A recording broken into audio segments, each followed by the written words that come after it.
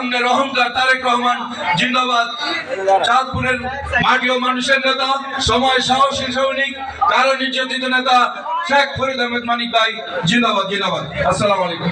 যারা বক্তব্য রাখছেন দয়া করে সময়ের প্রতি লক্ষ্য রেখে বক্তব্য রাখবেন।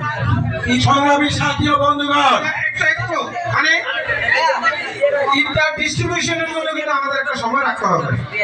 আর যারা বক্তব্য রাখছেন আপনারা স্টেজে আছেন অমুক ভাই এই কথাগুলি এই যে বিশেষণ লাগাইতে গিয়া অনেক সময় ব্যয় করেন, এই সময়টা আপনারা ব্যয় করবেন না, সময়ের প্রতি লক্ষ্য রেখে বক্তব্য রাখবেন। সংগ্রামী সাথী ও বন্ধুগণ, এই পর্যায়ে বক্তব্য নিয়ে আসছেন পৌর বিএনপির অন্যতম সদস্য, এই অনুষ্ঠানে সামান্য ভরান সামান্য জনাব সালাউদ্দিন সেলিম।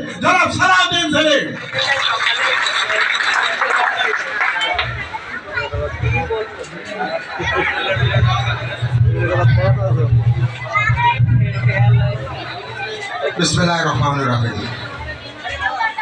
ঐতিহ্যবাহী বা নির্যাতিত একটা ওয়ার্ড 15 নম্বর ওয়ার্ডের আজকের সম্মেলন এবং ইফতার মাহফিলের সম্মানিত সভাপতি,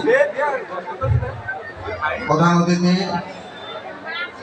জনাব আক্তার হোসেন মাঝি, উদ্বোধক অ্যাডভোকেট হারুন রশিদ সহ অন্যান্য নেতৃবৃন্দ, আসসালামু আলাইকুম ওয়া রাহমাতুল্লাহ।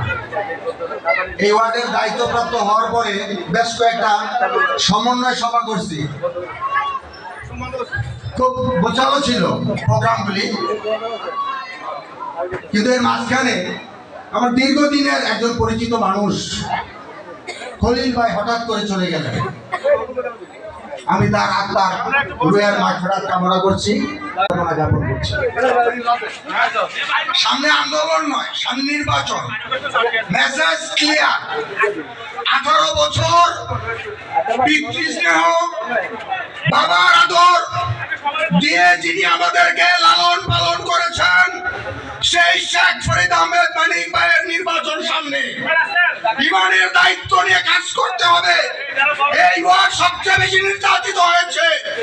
আপনারা আপনাদের অতীতের ত্যাগ এবং এই তিতিক্ষাকে সামনে রেখে আজকে যে কমিটি ঘোষণা করবেন, আপনাদের সাথে আলোচনা করে পৌর কমিটির আহ্বায়ক সাহেব যে ডিসিশন দিবেন সেটা আপনারা মেনে নেবেন এবং ভবিষ্যতের পথ প্রদর্শক হিসাবে শেখ ফরিদ আহমেদ মানিক ভাইয়ের রাজনৈতিক ব্যানগার্ড হিসাবে এই 15 নম্বর ওয়ার্ড থাকবে, এই আশাবাদ ব্যক্ত করে আমি আমার বক্তব্য শেষ করছি।